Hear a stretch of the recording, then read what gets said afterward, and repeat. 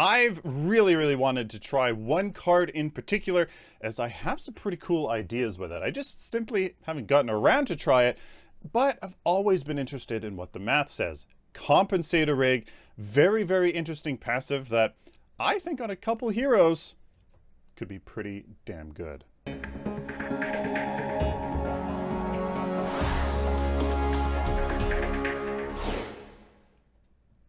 Amazon is the tried and true way of shopping for anything you need or want at the lowest prices. Support the channel at no cost to you by doing your Amazon shopping through the link in the video description.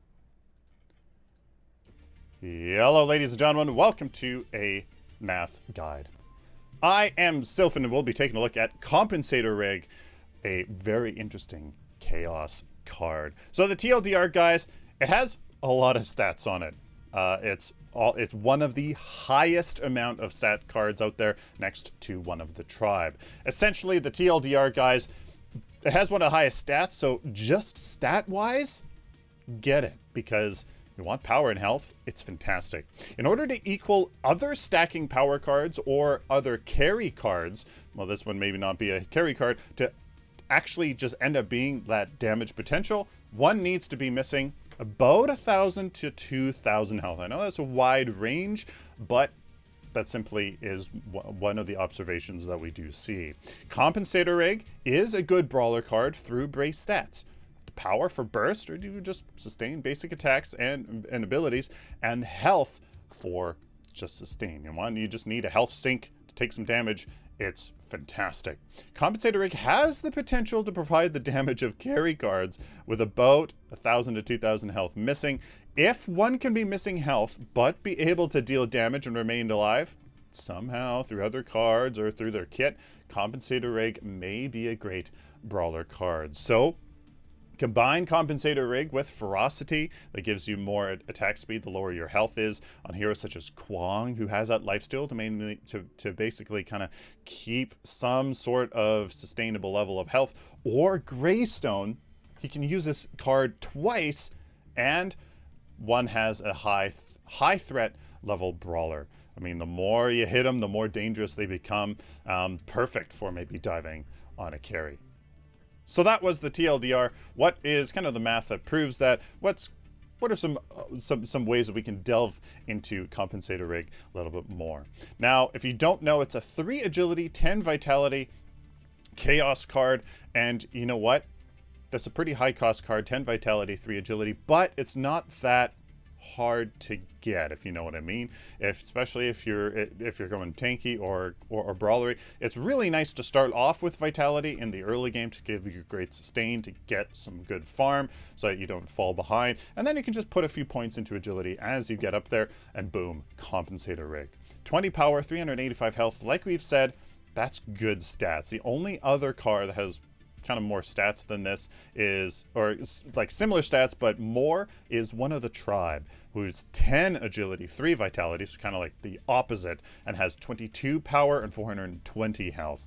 The difference is, well, it still deals a ton, has a tremendous power potential. Compensator rig also has a very interesting passive. I don't think it's quite the potential of one of the tribe, but you'll see in a moment. Desperate Strikes passive deals 1 additional basic damage for every 60 missing health. 60 missing health, you do 1 additional basic damage. 600 health missing, you're dealing 10 additional damage, etc, etc.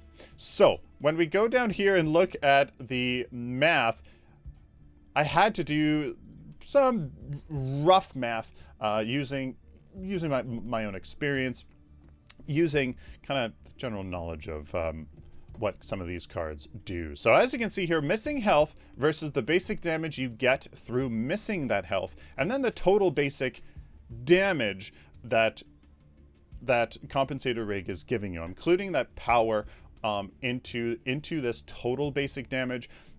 Everybody has basic attack scaling of 1, so 20 power equals 20 basic damage on your basic attack. So I kind of lump that all into 1 here, just so you can get a better sense of what this card gives you in total.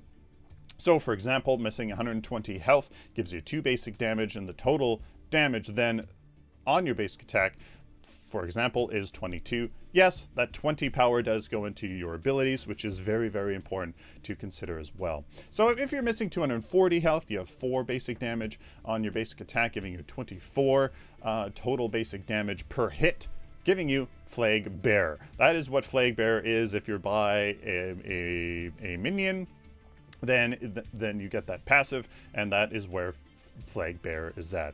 If we go down to 960 health missing, that's 16 basic damage that you get for missing that health, plus that power gives you 36 total basic damage, effective damage through your basic attack per hit. Tyrant is the same thing here as this. If we want to assume that Tyrant has max stacks, of course, before Tyrant has max stacks, you know, it's much easier to equal Tyrant than before. So as we go down here, as you miss more health, Compensator Rig starts to be similar to or greater than a lot of these other cards. Heavy Hitter, again, some of these that I'm saying about, you know, about this level is Deathcrawler, about this level is Heavy Hitter.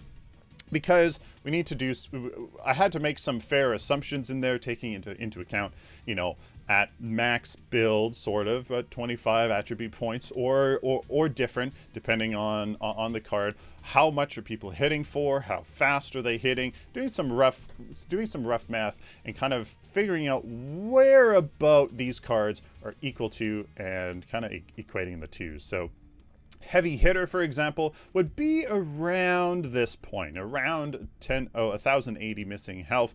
Compensator Rig would equal about Heavy Hitter. Apex Predator sits around here with max stacks. Swamp Stalker with that passive, so you're alone and you gain that extra damage, is around here. Knight of Asher, not including that elevate, so you have another card on, you know, in addition to Knight of Asher, is right around here. Knight of Asher is pretty darn good. Deathcrawler is right here. When you average out that damage increase over time, and you kind of spread out the damage and you average it out, it's sitting right around here. One of the tribe with 2 nearby allies are right here, which is fairly common when you start grouping up as a threesome. Pressure Hunter here, if we're going to assume a 20 attribute point delta between your target and you. Yes, it could be more, it could be less, but it's around here. And Shatter Golem, it's one of the best and endgame carry cards here, and you can see you need 2,400 missing health to give you that 40 additional basic damage plus the 20 power equals about Shatter Golem. When we go down, well, one of the tribe can really run away with it. 3 nearby allies is way up here, and then here are some other cards that I chose to include as well. Hellfire Engine, obviously 100 is way down here. You know, the health, you're not going to be missing that much. A super duper crazy tank may be able to get up here, but not really. Knight of Asher with 25 attribute points with that elevate passive. It's damn good, guys. Knight of Asher, that's crazy. 111 extra damage per hit. OPD Militia, if you have that active on, 115. Yeah, so there is some potential, and you know what? Compensator Rig it just simply can't compete with those cards. But remember, it has some fantastic stats. So I thought of doing some scenarios here where I included, you know, Greystone especially. He can use this card effectively twice. He goes through his first health, or his first life, missing all that health, and then he heals back up to at max ability, 60%, 70% health, whatever that is, and then you know, you lose that, so then, you know, you're basically effectively using this card twice on Greystone, which I think is really, really cool.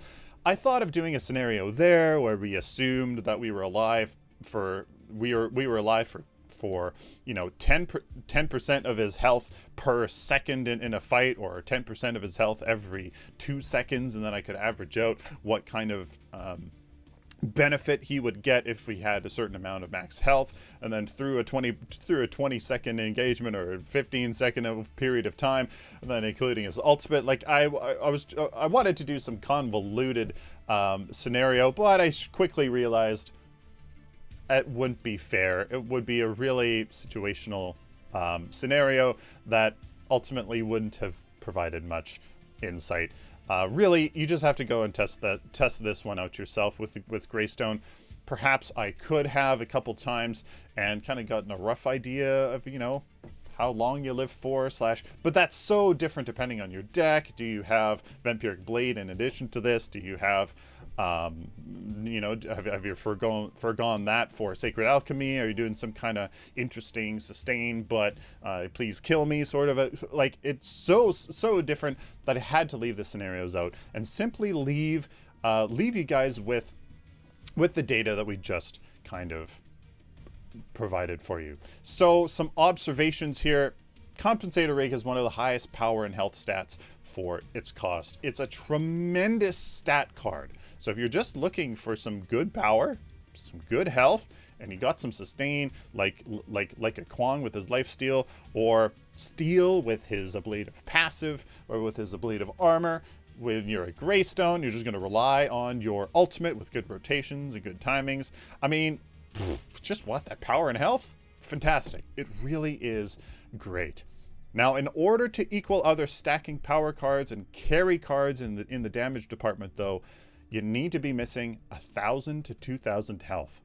If you are more of a brawler and you kind of only have, you know, 2,300, 2,400, 2,500 health, or you're going more super duper tank and you're in the high 2,000s, low 3,000s, you might be able to play with that. You might be able to play around with and get some good value out of, you know, missing half your health and still having 1,500, 1,200 health.